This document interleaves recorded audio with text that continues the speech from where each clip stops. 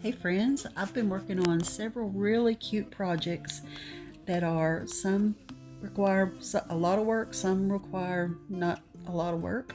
Number one, the Barnwood Box. Okay, I found this box in its cobweb potting soil condition at the Amazon Hope warehouse for $2.98. And I immediately thought that what I would love to do is to put an old, vintage looking, some sort of typography, some kind of label. Well, Waverly makes these stencils and they come from Walmart and they're sticky on the back so that they stick to the box that you're doing. And unfortunately, something happened to the clip that showed me actually dabbing with that makeup sponge just a little bit of paint. You don't need much paint. Now, the rope comes from Dollar Tree, and I'm wrapping pieces of packing tape around the tips so that I can feed it through those holes a little more easily because, it makes it pointed on the end so that you can get it through there. By the way, that lighter colored stripe on the side is the remnants of a dirt dauber. What do you call it? A dirt dauber nest? I don't know. I still haven't gotten it off yet. It's not bothering me very bad, or I would have already gotten it off.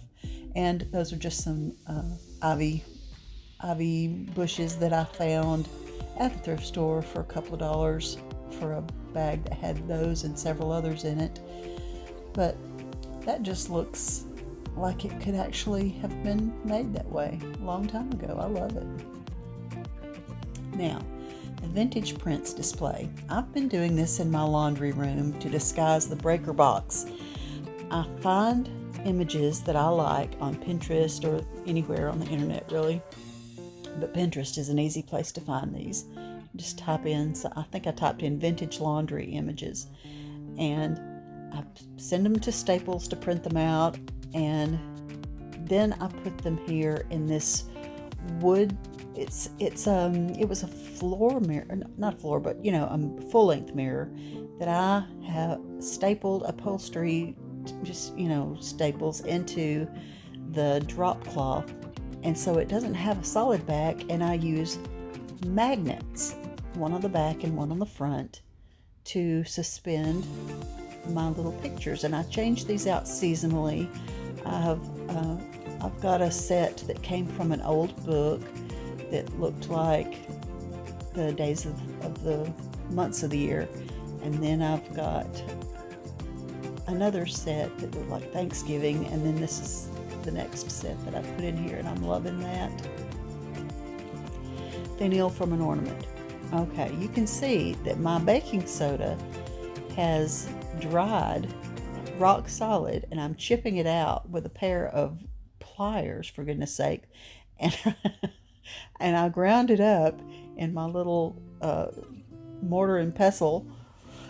Now, that ornament was $1 from a thrift store. It's plastic, and I had it hanging there in that spot, and every man in my house hit his head on it, but it was just plastic. It didn't hurt them. They just complained. So I decided I would like to make a finial. It has such a pretty shape to it, but I knew I wanted to make it look old and crusty and rusty and aged. So the mixture I used to paint was half baking soda, half acrylic paint. It was just that Kraft apple barrel paint, acrylic paint. And then what happens is, you can see that I'm having to put Gorilla Glue more than one time in there, because if I had just let it sit, it would have dried and would have been solid as a rock. But no, I had to paint it before it got dry, because no patience. So what happens when you put the baking soda in your paint is it makes it really non-glossy, and it behaves exactly like a chalk paint would. Well, I don't know if exactly, but the same effect is what you get, and it will stick to just about any surface. And that's what I've done, and it hasn't chipped a bit, except where I sanded it on purpose to make it look distressed. Now, this is what I'm calling the Grinch stage.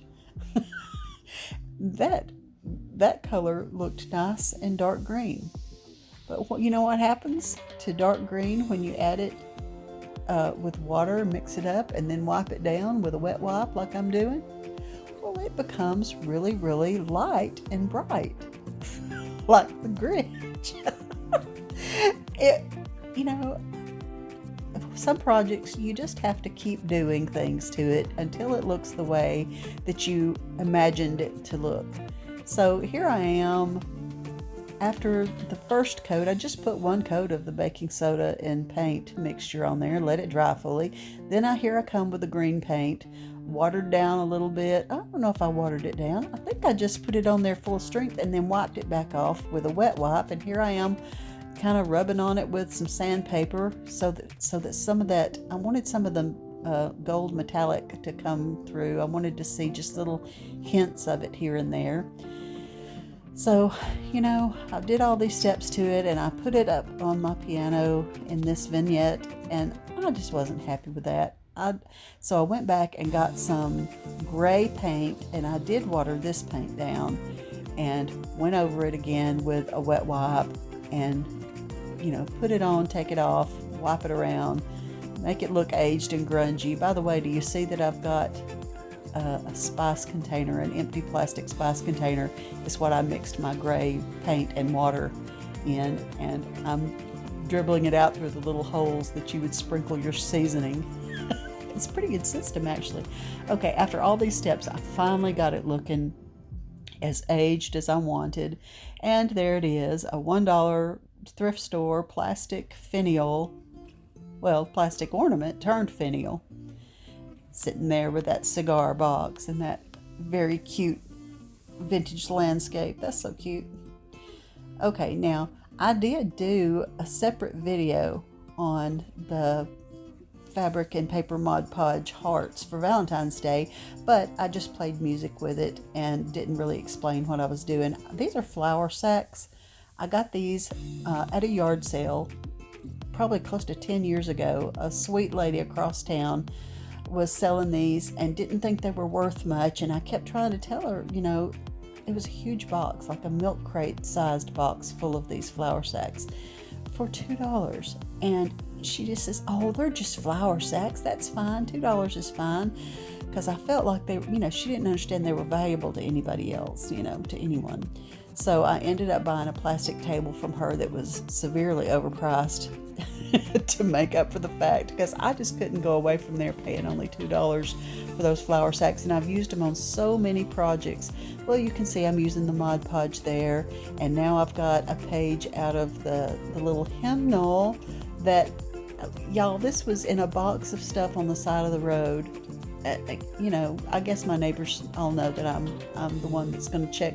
I'm going to check it. If it looks like it's come out of a barn or a shed, or if it looks like it has potential for vintage items in it, I'm going to check it. And that same time that I checked it, I found also some baby shoes, so other really good stuff.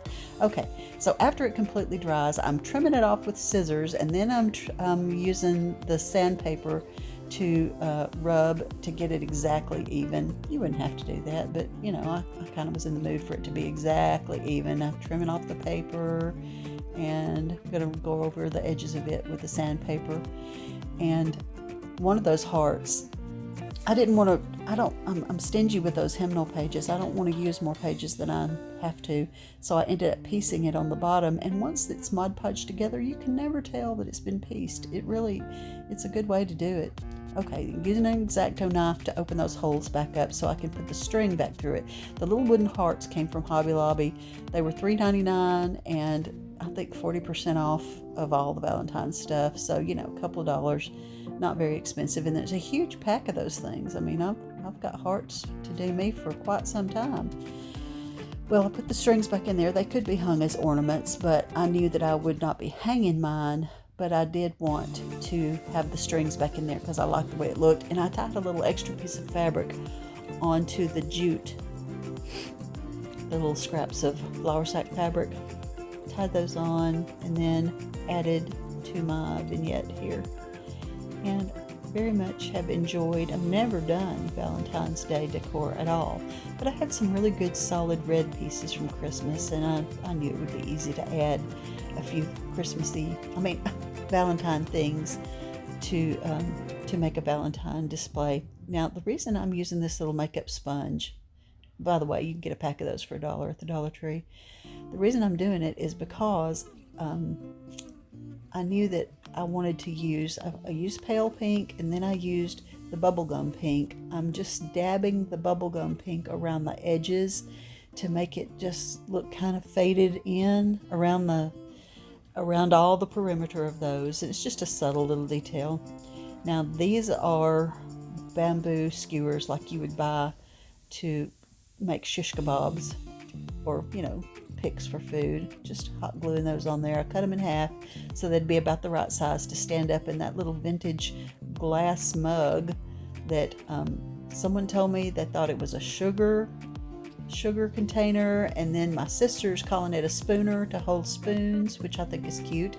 Now, those little balls are cedar balls from Pop Shelf that smell really good, but they just happen to be sitting handy. And I was like, that would help the picks stand up straight or stand up in a better arrangement. The little tiny picks were $1 from the Dollar Tree, and they were already painted and cute and perfect just as they were. And then I added my hearts to those, and that made a cute display.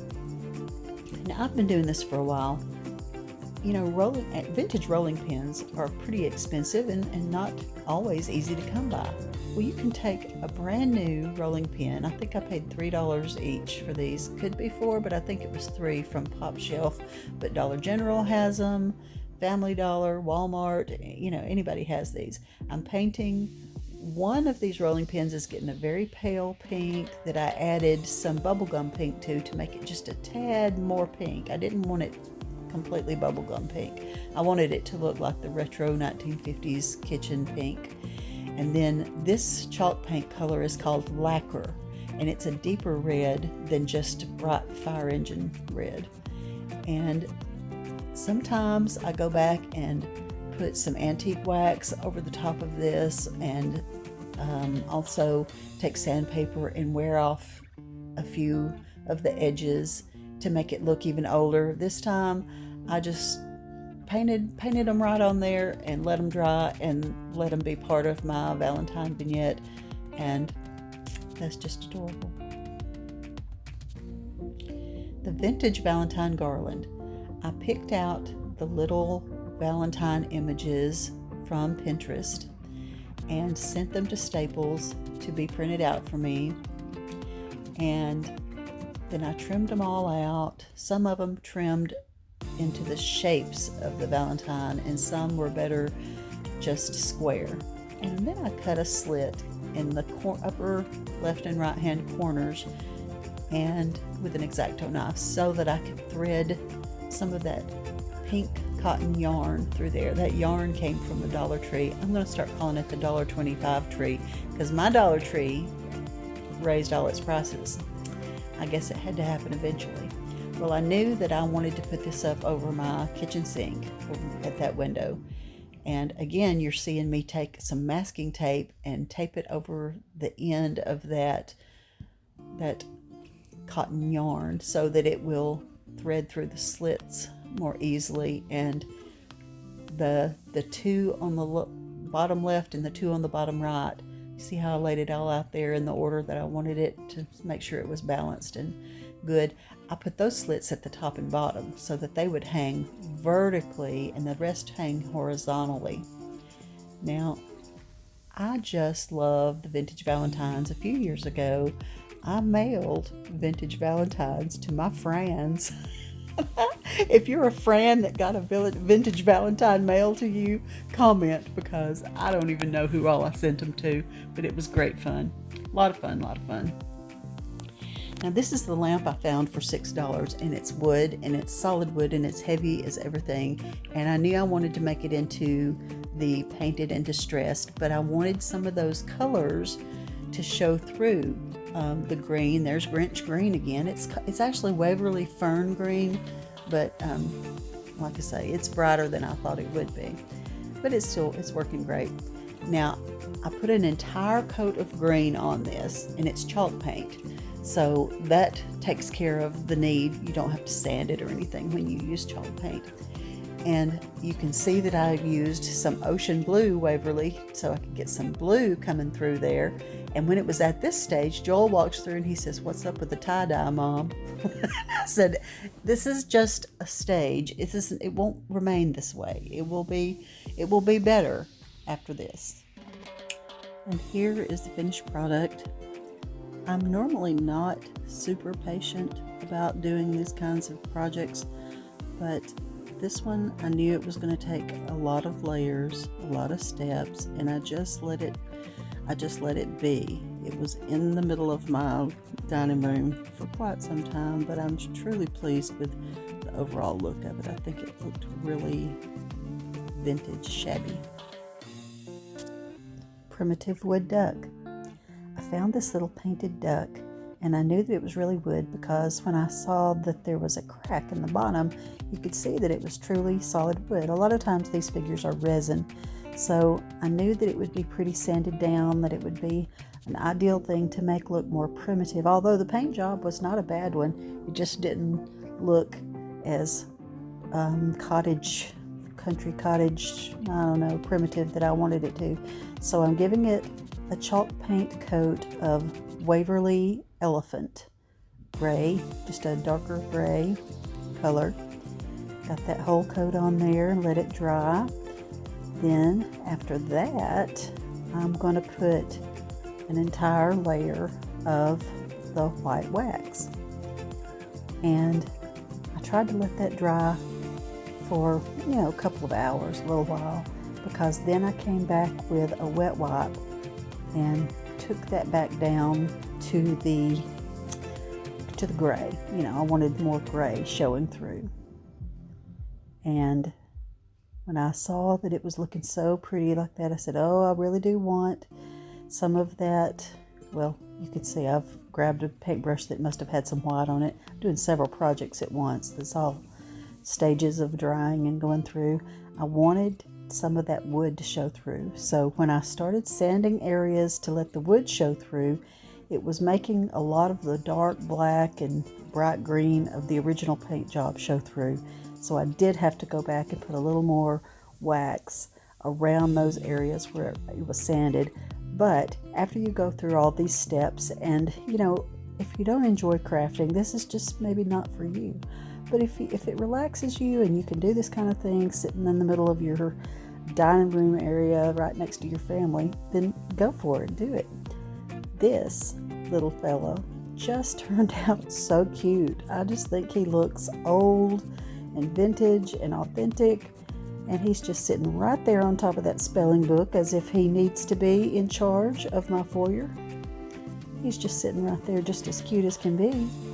I'm very happy with him. I enjoy doing makeovers with little items that I find at the thrift store that are unwanted and unloved, and then they can come and have a fresh new life at my house.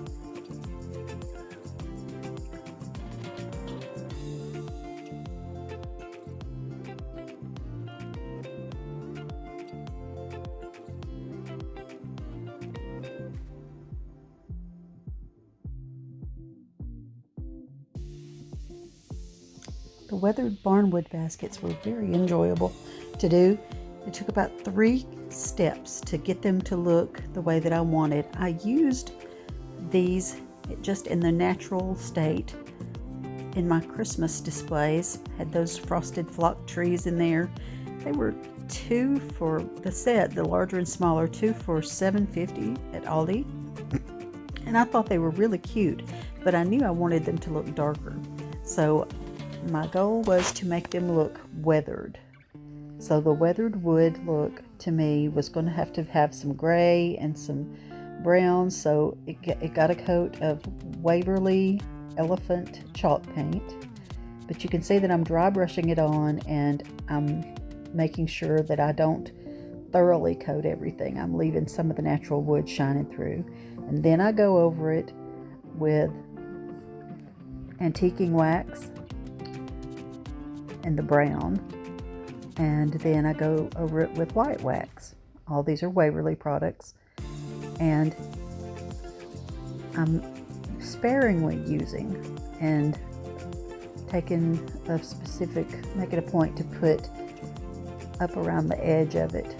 Does anybody remember the eucalyptus that I got, the big basket of eucalyptus that I got? Well, I knew that I would be putting that huge amount for $4.98, by the way, with the basket.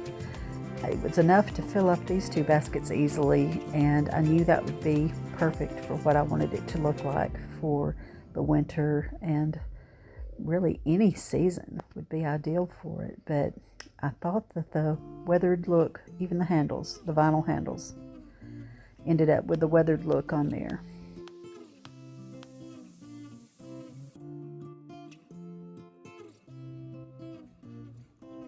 Now here's an extra. Aged wood corbel. I got this corbel in a box for $25. There were probably at least 10 of all different kinds and sizes of wood corbels, and I did this. I bought it when I was helping Lauren get the nursery ready for the twins. We did a circus theme, and I wanted something really ornate looking, and came across those on Facebook Marketplace.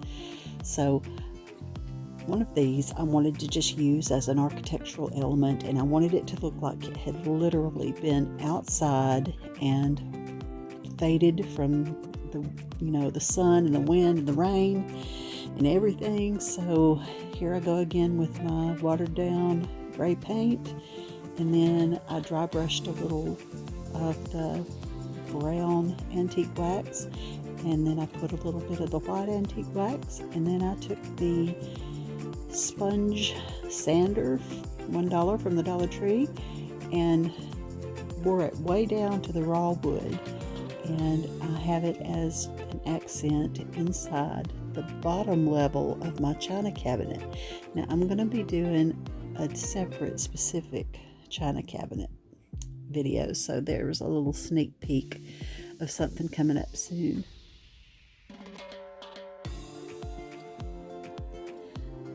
Well, I hope you found something interesting and maybe some ideas to spark your imagination and inspire you for things that you could do in your house. Maybe help you imagine the things that you come across at the thrift store in a new light, in a new way.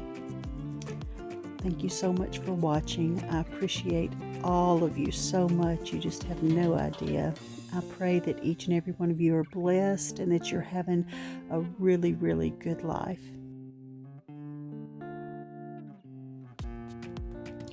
Leave me a comment, hit like, and if you like what I'm doing, subscribe. I would love to get to know you through the comment section. Thanks so much.